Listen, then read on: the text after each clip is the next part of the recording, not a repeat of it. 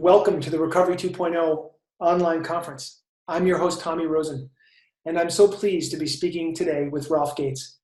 Rolf is one of the leading voices in modern yoga. He conducts 200 and 500-hour yoga teacher trainings throughout the US and abroad. Rolf is also a person in long-term recovery, as many of you know, and he expertly offers wisdom from his decades on the path. Rolf, I want to thank you so much for taking the time to share your wisdom and experience with the Recovery 2.0 audience. Welcome back. Thank you, Tommy. It's great to be here. So, Rolf, I want to speak with you today about this concept of craving. I want this is interesting. It's actually for everybody. This is not just for people who are struggling with addiction, not just for their loved ones, not just for people who work in the field of addiction and recovery, but for everybody else. Because I feel craving is a human condition. So let's try to understand from your perspective, what is craving? Well, I mean, I first was introduced to the concept in 12-step programs, right? There's the phenomena of craving and how, and there's the stories in their big book, their primary text about just being triggered into craving, and how at that point you need aid. Like if we don't have a way of stopping the process, in Buddhist theory, they say that first arises craving, and right behind craving is delusion. And delusion is thinking that which will make you unhappy has the power to make you happy. And so this is why craving is such a problematic state, because right behind it is seeing backwards. And now you're going to use everything you have to get something that will make you unhappy in the belief that it'll make you happy. Now this is this is something to pay attention to. And so human beings have the almost the inevitability of falling into a state where they want something so bad they can no longer see it properly. And that's just an ordinary life. That's not with the kind of the well-worn neuro pathway of addiction. It's just an everyday life. You walk in to a Starbucks being like, I'm gonna have my green tea, and you walk past the thing and there's a muffin there, and all of a sudden it's just like a little bit of desire, and all of a sudden you're explaining to yourself why a muffin needs to happen. And it's a muffin would actually be a really good thing right now. I really think that the world will be a better place if I have a muffin.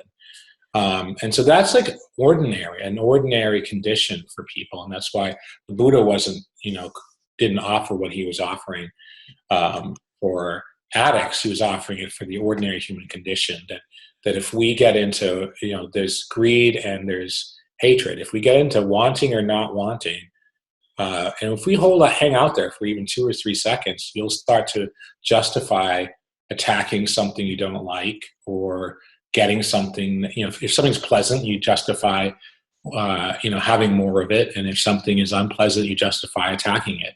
And this feels pretty reasonable if you're a single cell organism. You kind of cruise along and there's nutrients around and you want to go get them, and if there's toxins around, you want to leave. And, the single cell organism has a very uncomplex life. It can just kind of move after nutrients and run away from toxins, and all is well. But for us, life is a little more sophisticated than just getting what we want, right? Or avoiding what we don't want. A lot of times, the best thing for me to do is get up at 6 o'clock in the morning and go work out. And I may not want to do that. That may not seem like it'll make me happy, but it actually really does. And so there's a lot of counterintuitive stuff in life that we need to become accustomed to and develop, kind of build into our routine. That is, for one of the things I like that you say, Tommy, is this idea of short-term gain and long-term gain. And as addicts, we've been particularly unsuccessful in developing habits that accrue long-term gain. And so seeing through the momentary discomfort of something to the long-term gain of it. And with workout scenario, I'll be feeling better within not minutes, but within hours if I get up at 6, and the same is true for something pleasant. I have a bite of ice cream and I all of a sudden want a lot more of it, and it's true that a bite of ice cream is pleasant, but a lot more of it is not pleasant. Yes. So it's a dynamic basically that, for me, craving the way to understand the role of it is that it's how we respond when we find something pleasant, and it's how we respond when we find something unpleasant, and then it's the distortion that takes place in our view when we find something pleasant or unpleasant. And then the practices are about kind of thinking the drink through. You know, you find something pleasant and you kind of think the drink through. Like, is this really a good choice? Or you find something unpleasant and you're like, I want to raise my hand and I want to let those people know what's what. And you're like, you think it through. Is this really the right idea? And so it's just that kind of having practices in your life that alert you to when you're in what they call stinking thinking, you know? So. Thank you. You know, I'm thinking of a phenomenon in my life as an active addict back in that period of my life. The only reason I can only comment on this in retrospect.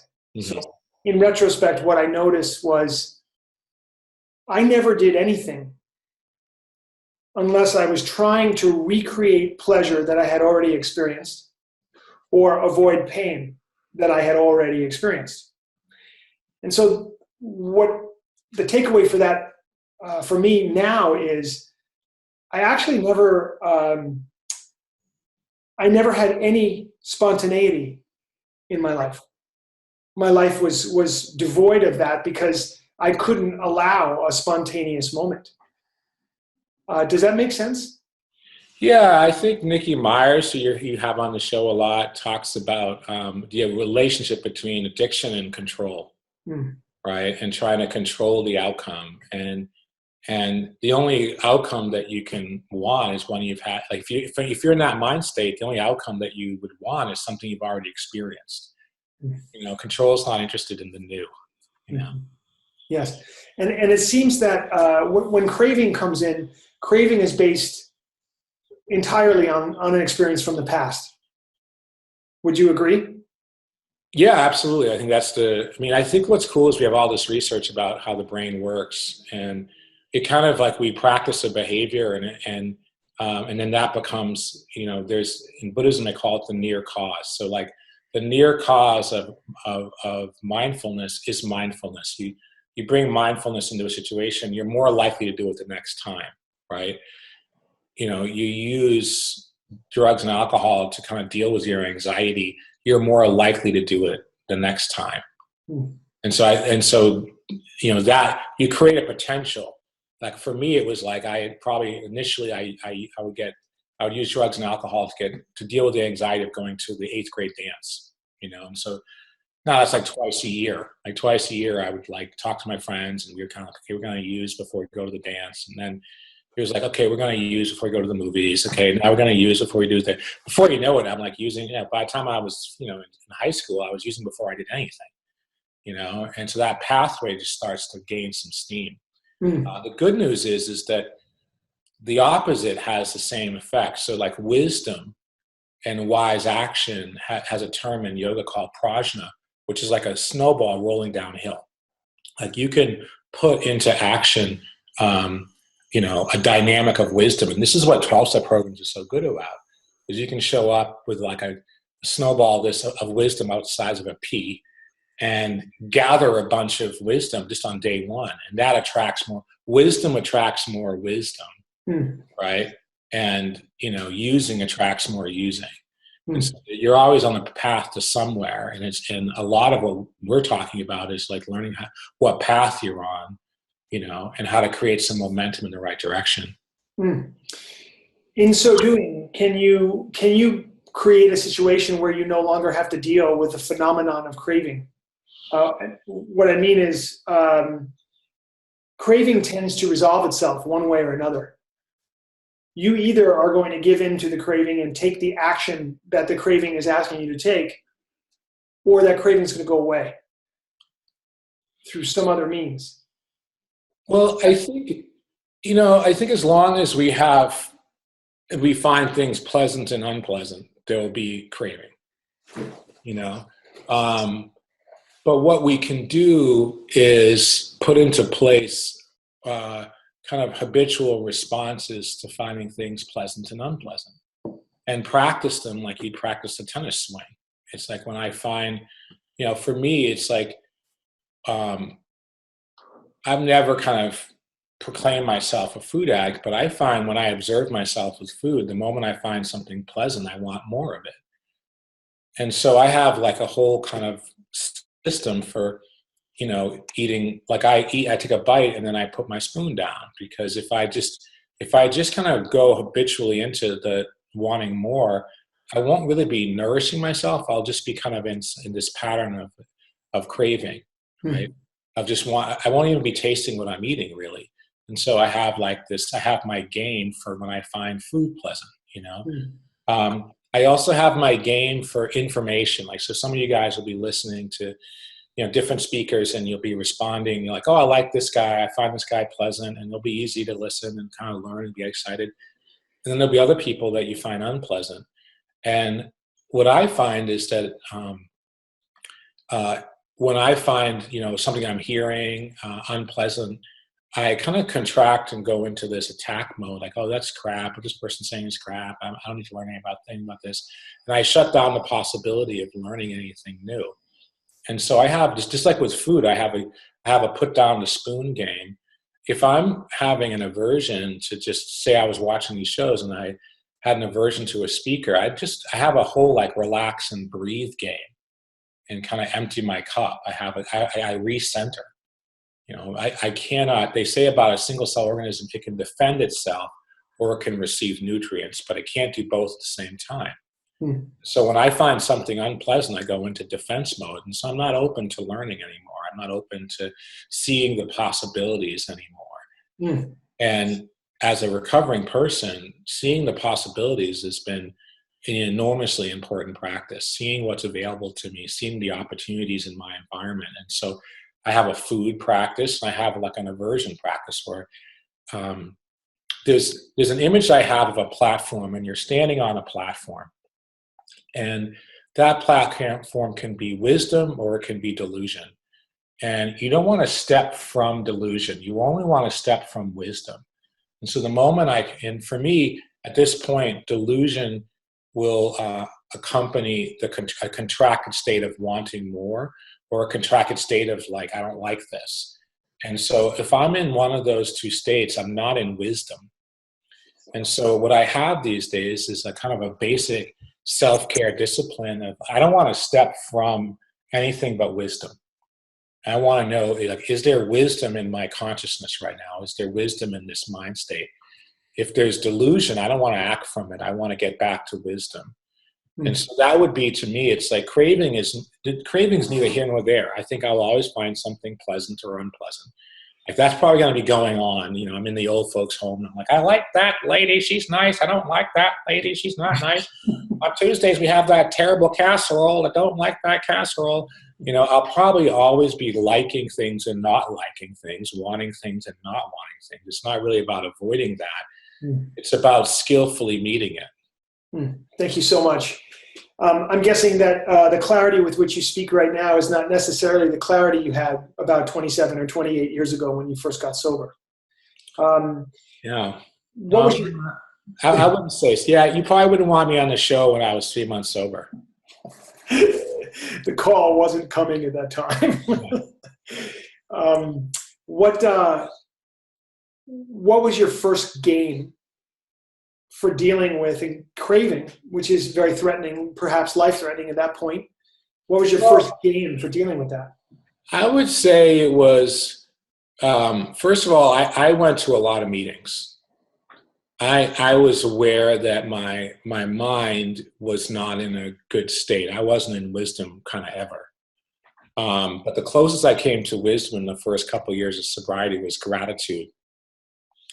And then I think maybe compassion and empathy.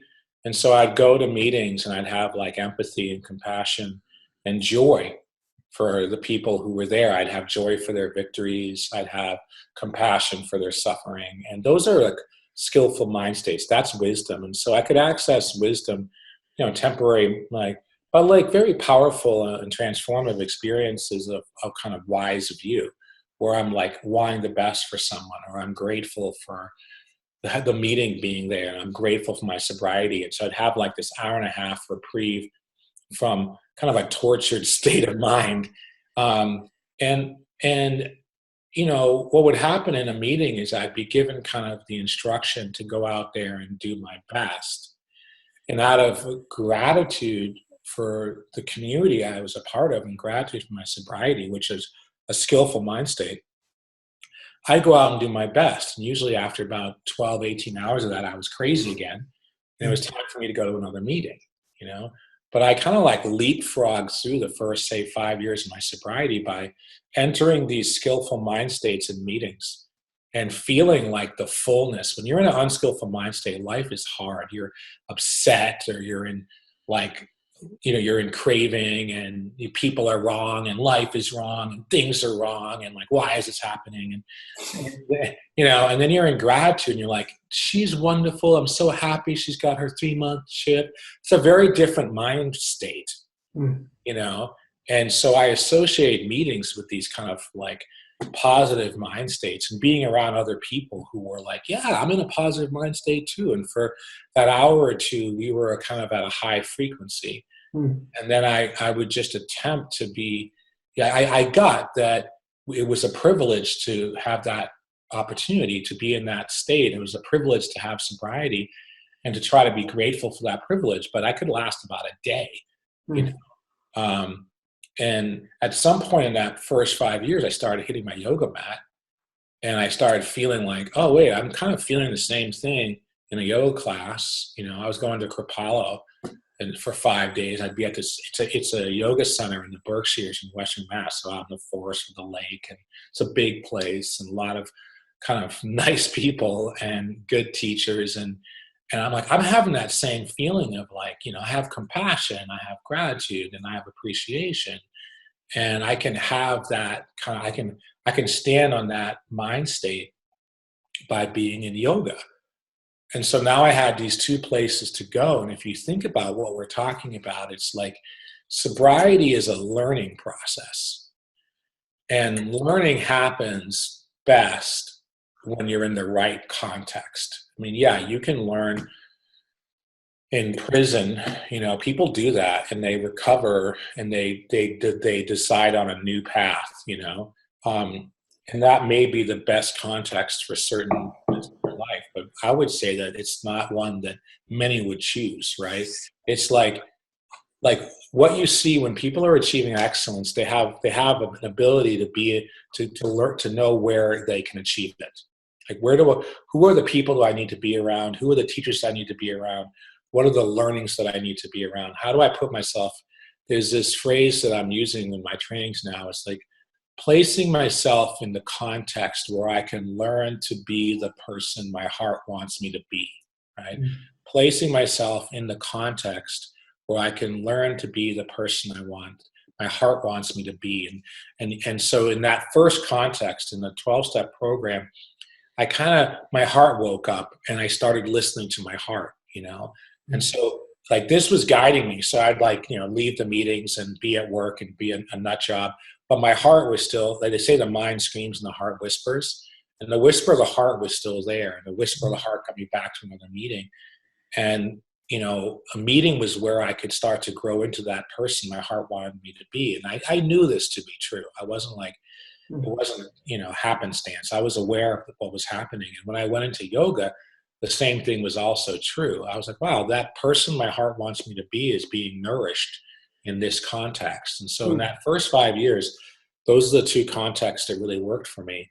And right about the end of my 5 years of sobriety, I got my first job serving others. I became an addictions counselor.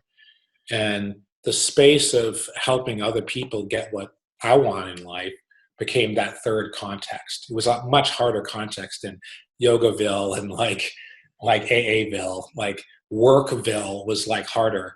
But it was definitely the third context of my life. And then I could go on, but I'll let you kind of chip in. No, that's wonderful. The three contexts that you just spoke of are also the three contexts. Well, three of the main contexts and pillars of my recovery as well, and that journey. Can you speak to the ways that yoga in particular as a practice helped you in early recovery, what it did for you then? Yeah, I could not for the life of me calm down when so now I'm going to meetings and I'm sober, 2, 3 years sober. I'm young and very, fit. I was running marathons. But I couldn't, I just was fine doing caffeine and sugar and, and wanting, I kind of wanted I remember I have this image of being in Boston, kind of wanting my way through life. I want to get to this place. Now I want to learn. Now I want, and just driving through life in this kind of jacked up state. That was wanting good things. What I'm picturing is being in Boston and going, I took a course at Northwestern to be an EMT. I was looking for a second career, and I started. So I just remember working all day, and then just driving across town and popping into a place to get my caffeine and my muffin, and then zipping over to this place. And there was this drive that I had to get, and that's what was functional. It was way better than being driven to get booze. I was driven to be self-supporting at my job. I was driven to find a path of service through school. I was driven to be a good human being, but I wasn't relaxing into anything. Mm. I wasn't consciously choosing the present at any moment. I was always trying to get somewhere else, and I was yeah, I'm going to be happy when I get somewhere else. The problem is that you never go anyplace. You're always just here, so that was a long wait, and, so, I hit yoga, and I just don't think you need to be, a lot of us you can't even describe how to relax to a lot of us. You just need someone to say, okay, I want you to lengthen your spine, make your spine as long as possible, and relax your body around your spine, Okay, now feel the in-breath and feel the out breath. And at some point, if someone kind of follows instructions with a yoga class, they may taste the present moment. And the present moment is what human beings have been looking for. We're not looking for what's around the next corner. We're looking for what's right here, and we don't know it. And so we got to kind of back into it. If you think about, I was 27, 28 years old when I'm running around Boston going to Northwestern. And I'd had a whole life where I'd never seen one person relax, and my parents weren't relaxed, my friends weren't relaxed, my coaches weren't relaxed. I remember meeting my wrestling coach at I'm trying to think of how this happened. I don't know. Anyway, my high school wrestling coach was an important person in my life. And the last time I saw him, he died at 52 years old of his addiction. And the last time I saw him, he was at this bar drinking a beer with ice in it because his stomach couldn't, he was already dying of his disease. And so he needed ice in his beer. I remember thinking that was the strangest thing. He was gone within 6 months of me seeing him. And so even the role models in my life had unbelievable suffering in them, in their life. And there was no one out there who had any peace in them, and everyone had that kind of churning suffering. And yoga was where people taught me how to stop and take a breath. And I don't think I felt it. What I felt was I went to my first class and I did what everyone asked me to do, kind of the way I've done everything else, driving and striving and struggling. And then I walked from there to breakfast. The whole place, there was a yoga, it was a Kripalu, so the whole place is indoors. So you go from your dorm room to your yoga class, and from yoga class to your meal. And so, and back then you did everything barefoot, now they have health codes, but you went into the dining room barefoot. And so I walked barefoot down this hallway on a spring. I was doing this, my anniversary is the 21st. And so I was doing this the week of I think it was my 4th year of sobriety. 21st of May. Yeah. So next week I'm 28 years sober. Yeah. And so this is 24 years ago. I'm walking down this hallway in bare feet, and my body felt different. What I had done in the past is I had done exercise that made me contract. And so I would finish an exercise and literally my muscles would be putting pressure on my joints. so that my body kind of hurt from exercise. No pain, no gain. And what I had just done in yoga had loosened my connective tissue and muscles so that there was less pressure on my joints than when I came in.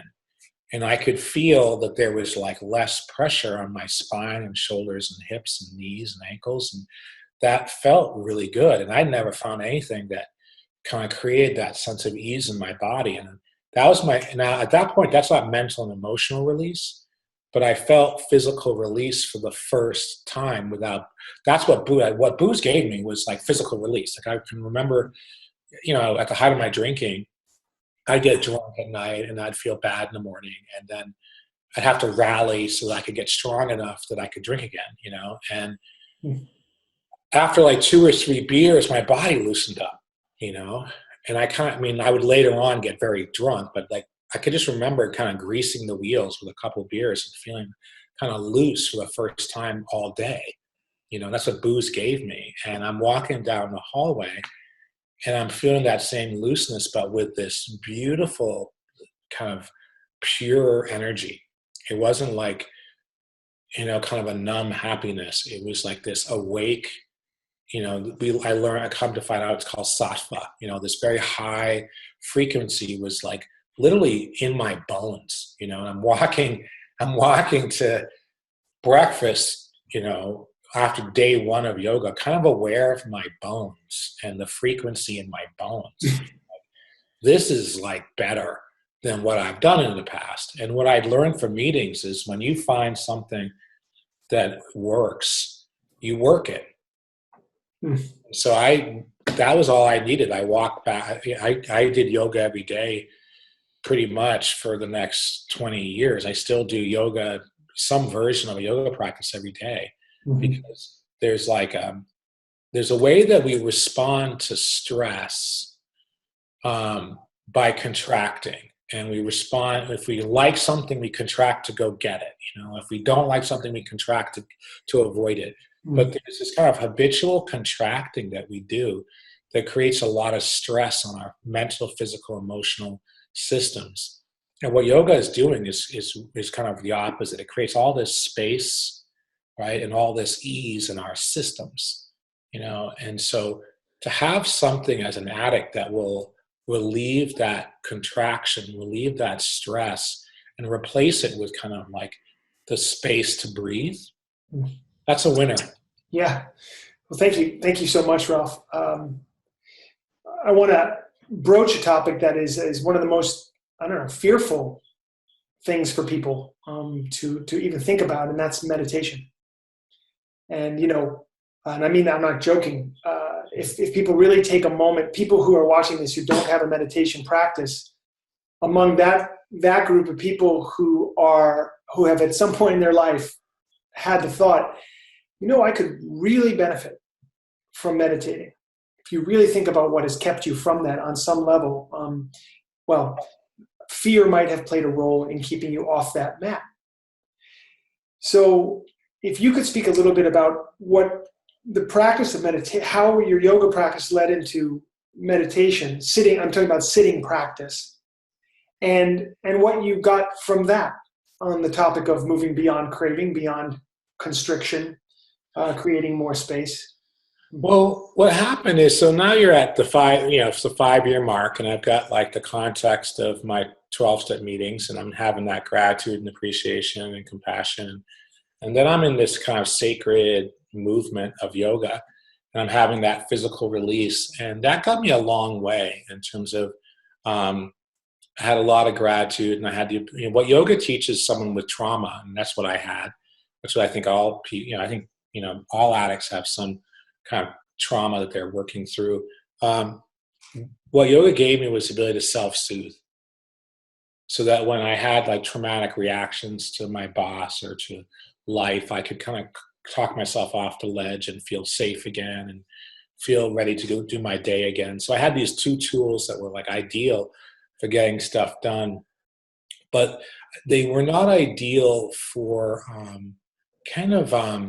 change. Like there's a phrase, we see the world not as it is, but as we are.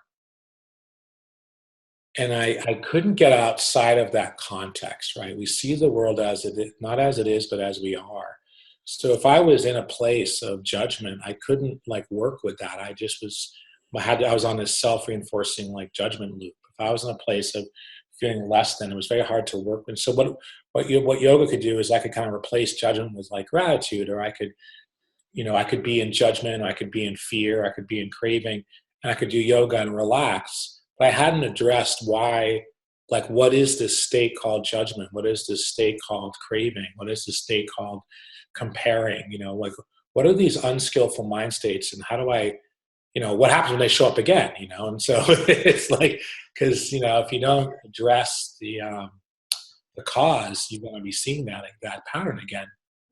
And so this created some problems in my relationships. And so although I was my AA stuff and my yoga stuff got me through the next 5 years, right?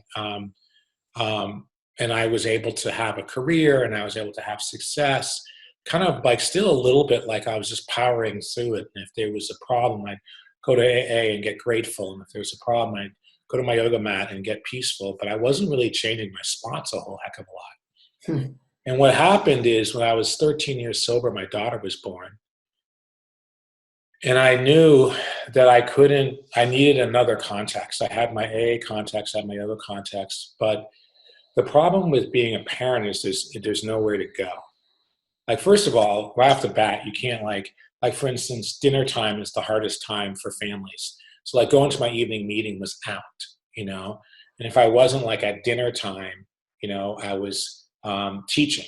I wasn't practicing, and so my whole schedule started to change, and like mornings were like a huge, like my children didn't really nap, and they would get up at 6 o'clock. And it's like game on for like the rest of the day. And the thing about kids is that they're a different person every like 15 minutes, or they want to do something else every 15 minutes. And like if you think about like the relationship between an addict and control, having a young child is like, they are in complete control of what's happening next, and like, theoretically we're parenting, and so we're the big people who are in control of everything. But the needs of a child is paramount, right? And so you are no longer in control. You are now responding. And if you're not responding, you're reacting. And the only way that I knew how to react was the way my parents did.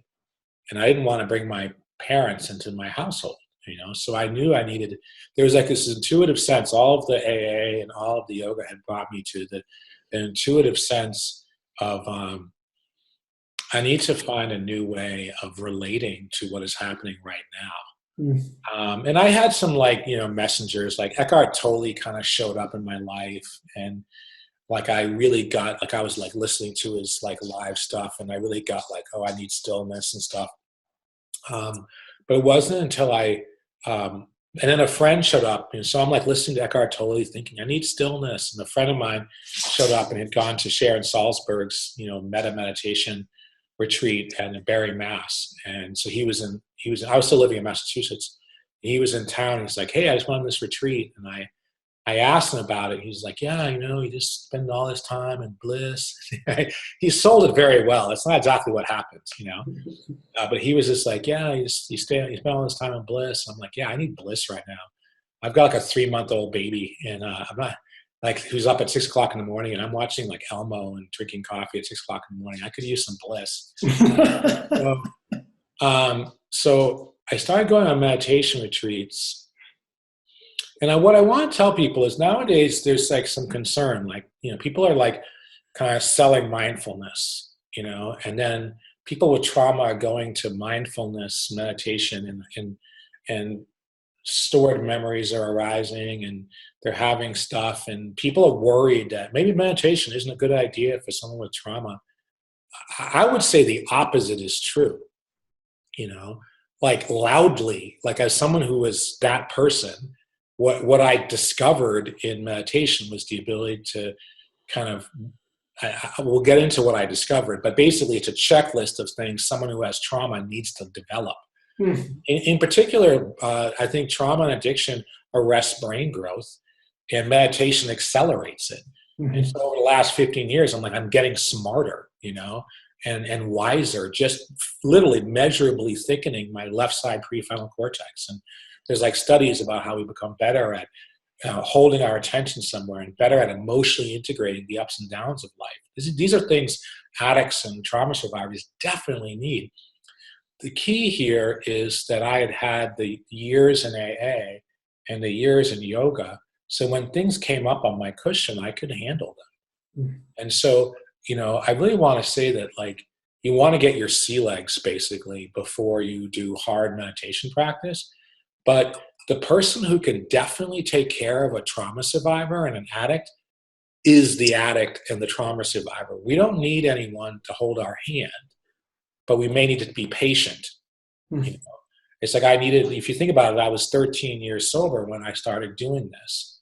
And so I'd had 13 years of being supported by AA, and I had, basically 10 years of being supported by yoga. So I was able to walk into a meditation hall and just deal with my stuff. And my stuff was all of my stuff, it's like my trauma, it's my addiction, it's my mind. It's like, we are definitely capable of being us, Mhm. so when I showed up, I was able to handle it. And I really want to say it to these people, you guys, is that trust yourselves. You are definitely capable of dealing with whatever arises on your path of recovery. We don't have to be afraid of anything, Mhm. but we may need to be a little patient with the process. And so I show up, and the first thing you learn is you're sitting still and you don't want to sit still. And you're sitting still and you don't want to sit still. And you want to get up and you want to move and you want to scratch. And so guess what you're working with? You're working with how you react to things that are pleasant and unpleasant. Long before like any kind of mental skillfulness comes in, your central nervous system is learning how to deal with wanting something or not wanting something and not doing a thing, just sitting there. If you can think about like the skill, one of the skills that I needed like desperately as a 13-year sober dad was impulse control. You know, Mhm. I need to be able to sit and want something or not want and do absolutely nothing.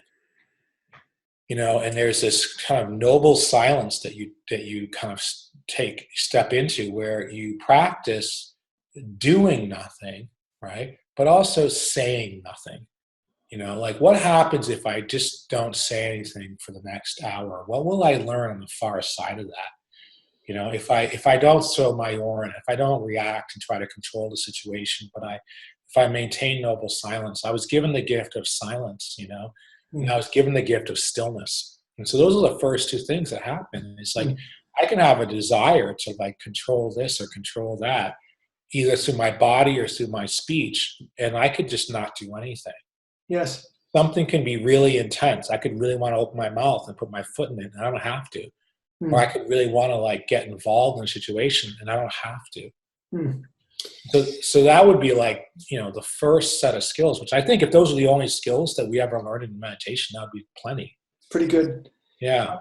I just wanted to simply say that I very often actually hear from people who are either newcomers or coming into the program, or even people who maybe haven't experienced fully what's possible, that people can sometimes get stuck in a belief system where they would say something like, impulse control is impossible for an addict. Like I mean, literally impossible, and they mean it. So there's no point in finding moderation or the middle way or impulse control. There's no point in trying that because that's not for people like me. That's not for people like us. And I do find that a lot of people actually believe that and come up with that. So to hear you talk about impulse control to this audience is, I think it's not advanced. I think it's just misunderstood.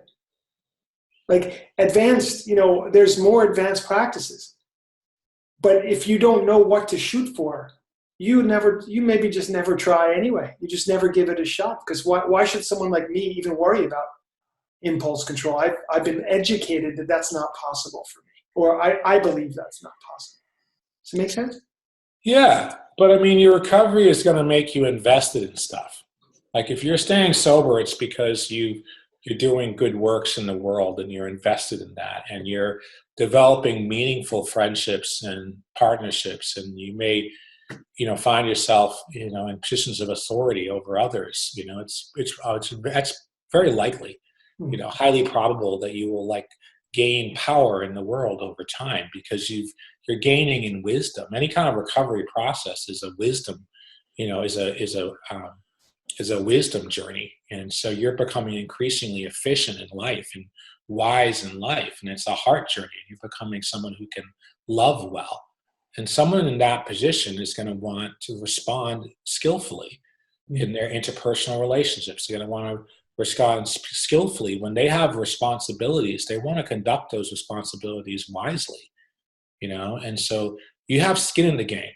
And so it's not a coincidence that when I became a father is when I was willing to work hard enough on my cushion. Before that, I didn't have skin in the game. There was no reason. I was good to go. I had the level of skill that I needed for the life that I had. When my life changes, I needed more skill. And what's happened is, now I have 2 children, but I also have, a more kind of nuanced sense of my responsibilities in my relationships, and I have a desire to take responsibility for that, for my behavior at an increasingly sophisticated way, like what is and is not, mine to do, what's my place in things, how do I communicate effectively but non-violently, right? And so these are all things that come from being sober. These are kind of inevitable. And the first step for me was knowing that I could want something and do nothing, or I could want to say something, and that gave me some options. And the next thing that happened is if I'm sitting still, I can pay attention. Should I get into my next thing, or should I? Please. Do you have a next thing in mind? Yeah. So I have. So there's an image that I want. I guess how much time do we have? As much as you need. Okay. So there's an image. So around that time, I wrote Meditations from the Mat. It was my first book, and I went to Costa Rica, and I sat every day at my computer on this veranda, and it was on a hillside. So there was a jungle going down to the ocean. And I was in the same place every day. And without trying to, I started to pick up the patterns of the jungle. Just by sitting still and being in the same place every day, I learned when the buzzards were going to fly. So they would start the morning at the beach. And then when the updrafts, they could literally just be carried, almost like an elevator, back up to the top of the treetops, up the jungle. At another time of the day, there was these, basically herds of monkeys. This is a small monkey that travels in groups of 70. And they just would fly down the trees, And then at another time of day, there'd be bugs things would be warming up enough so the bugs would start flying. And so the dragonflies would come through and they'd circle through and eat the bugs, And so I started to kind of pick up the patterns of the jungle by sitting still every day, just sitting still and watching. And what I saw about this was that human beings are pattern recognizers. We can figure out an environment in no time. And so without even wanting to, because I was working on a book, I became like a minor authority of my part of the jungle. And you could ask me about things. I could say, well, this happens at this time of day, and this happens at that time of day. And that's what the meditator is doing. So now I'm not reacting anymore, and I'm starting to reflect. And what I'm reflecting on is the habits of my own mind instead of the habits of the jungle. I'm reflecting on the habits of my mind. Okay, now judgment will come in, and then later on there'll be resentment, and then at 3:00 we have gratitude. And it's just you'll just start to watch what comes through. And you're just watching it come through, and after, if you work at it, it works. If you work at it, you start to be like, wow, so that happens. So now I feel like this, and now I feel like that, and now I feel like this. And you start to realize that Ramana Maharishi said, was asked, he's a teacher from the 20th century, he was asked, what causes human suffering? He said, the habits of the mind. And so if we're still and we're watching, we become familiar with the habits of our own mind. And so first we kind of unravel cause and effect. We're like, wow, so when I'm in this mind state, this is how I think, this is how I feel, this is how I act. It's not truthful, but I get lost in it, When I'm in this mindset, this is what's going on. It's not truthful, but I get lost in it. And you start to see how these mind states can cause suffering because they present us, what we see is not all there is to see. So when I'm in anger, what I see is not all there is to see. When I'm in desire, what I see is not all there is to see. And then if we're patient, we discover delusion. So what I see isn't just not all there is to see, but what I see is backwards. I think that which is going to make me unhappy is going to make me happy. And you're learning all of that by sitting still and doing nothing. And for a while, it's disturbing. You're like, wow, like, what's the plan here? How do I get out of this? And you just sit still and you keep working. The years pass and you realize, oh, I'm not going to get out of this. I can accept this and befriend it and learn from it. And then where I'm at today is that they say as you come to know yourself, you're coming to know everybody else. And so as I befriend, there's this image in Buddhism of like you have a still pool. The pool itself welcomes each of the magical creatures equally, So here comes the deer, and here comes the fox, and here comes the turtle. And like you just welcome each thing equally. And it's like here comes the joy, and here comes the sadness, and here comes the anger, here comes the anxiety. And you just learn to like, okay, this is this. This creature's here, it's going to leave, it's going to come, it's going to go. Here's this creature. And as you befriend those states that arise, you're befriending them in others. And so people are caught in their states, and you have compassion for them. It's like it's not a problem that people are people. Like sometimes you're aware that this person has a groove and they get stuck in this more often than that. But you know that there's a difference between a person and a behavior anyway. Yes. And so what's happened, whatever, you flash forward, I guess 15 years later, I still have a solid meditation practice. I still go to the same places and do the same work. I now teach what I've been learning. But it really was a dramatic, and there's not a coincidence that meditation is in the 12 steps, right? It's a completely, I think that the yoga has healed the trauma in my body, and the meditation has healed the trauma in my mind. And I really feel like, my Sangha, my AA community kind of healed my relationship to alcohol and to some degree my relationship to myself as an addict. I had less shame and I had less guilt and I had a sense of purpose. And so there's enormous healing there. But there's all this trauma in my body that wasn't being addressed in the meeting that yoga got to, And then there was this kind of, your body gets warped by life and your mind gets warped by life.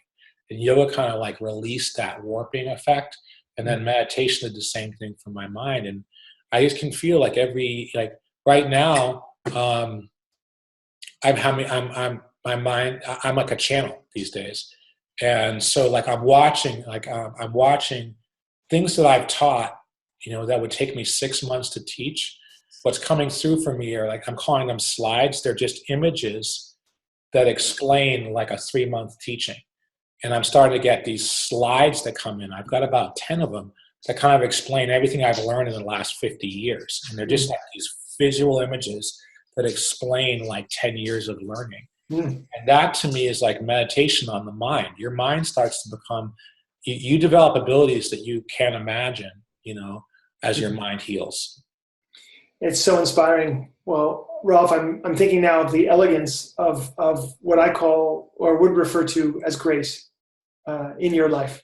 And the two of the contexts that you have spoken about today, the 12-step recovery context and the yoga context, formed the basis of the third context, which you spoke about also, which is service. And it's just, there's a real elegance and a beauty to how things have unfolded for you. And I know enough to know that you couldn't have planned this. Yeah. And that there's just something extraordinary that's taken place for you and by extension for the people that get to work with you as your students and as your friends and your family. Just for people who are listening, so how old are your kids now? My daughter Jasmine just turned 15. And my son Dylan will turn 12 on Saturday. So it's pretty exciting. It was a big adjustment to go from having like a 9-year-old and a 6-year-old to having 2 teenagers. But now I'm thoroughly enjoying it. It was not like, it was about an 18-month learning curve. But I love these young adults that are in my house now, and just beautiful. Learning how to support them as they kind of be young adults. Yes, incredible. Well, Rolf, how can people connect with what you're doing and get involved in your offerings? Well, rolfgates.com is the simplest way to do it. You just go to rolfgates.com. I also kind of put, I have everything I'm doing, I post on Facebook. I have like a professional page and a personal page. Wonderful. Yeah. I would add to that simply that we're going to produce the first digital retreat. So the work that you and Nikki and I have been doing at Kripalu and Esalen each year for 8 years, we're now going to film that and make it available to people in a digital format. So that'll be interesting. Yeah, it's pretty exciting. Yeah. Well, Rolf, thank you so much. It's such a pleasure to connect with you as always. And I must say, it is really special to have watched your life unfold in the relatively short time that I've known you, which is now about almost a decade. And it's just incredible. And I'm so delighted for everything that's happened for you in your life, and your incredible children and your family and your amazing wife and your surfing and your joy and everything. It's incredible. Thank you, Tommy. Right back at you. I feel as though Recovery 2.0 is just beginning. I mean, it's been so successful already, but it's just going to be so huge. And it's a pleasure to be a part of what you're doing professionally, but also on a personal level. You guys should know that Tommy is as great a friend as he seems on TV, right? It's like he's just a sweetheart of a guy to be with, and it's fun to be. Whenever I can be in his presence, it's like there's a lot of laughter and a lot of fun. Thank you, Rolf. Yeah. Well, I will look forward to seeing you in just a little bit here in Kripalu, and thank you again, and we'll speak again real soon.